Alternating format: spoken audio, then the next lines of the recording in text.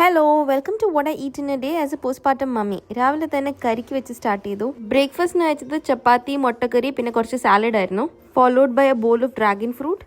പിന്നെ ഞാൻ ഹെയർ വാഷിന് വേണ്ടി ഒരു സലോണിൽ പോയി തിരിച്ച് വന്ന് ഞാൻ മിഥുൻ മമ്മിയും കൂടി ഒരു ഷോപ്പിങ്ങിന് പോയി. വെസ്റ്റ് സൈഡിൽ എൻ്റെ ബർത്ത്ഡേ ഡ്രസ്സ് വാങ്ങാനായിട്ട് പോയതായിരുന്നു. So lunch was from out side. കയറിയത് ഒരു നോർത്ത് ഇന്ത്യൻ റെസ്റ്റോറൻറ്റിൽ. കഴിച്ചത് ഒരു ചിക്കൻ സ്റ്റാർട്ടർ, പിന്നെ മെയിൻ കോഴ്സിന് ഗാർലിക് നാനും അവരുടെ സ്പെഷ്യാലിറ്റി ആയ ഒരു ചിക്കൻ കറിയും. മിഥുൻ ഒരു റോട്ടി പേഴ്സൺ ആണ്, ഞാൻ ഒരു റൈസ് പേഴ്സണും. സോ ഞാൻ അതുകൊണ്ട് തന്നെ ഒരു ചിക്കൻ പുലാവും വാങ്ങിയിട്ടുണ്ടായിരുന്നു. ചിക്കൻ തവ പുലാവ് അവിടുത്തെ ഷെഫ് റെക്കമെൻഡ് ചെയ്തായിരുന്നു. അത് ഞാൻ വീഡിയോ എടുക്കണ കണ്ട് മമ്മി കോൺഷ്യസ് ആയി. അത് കണ്ട് മിഥുൻ കളിയാക്കി ചിരിക്കുകയായിരുന്നു.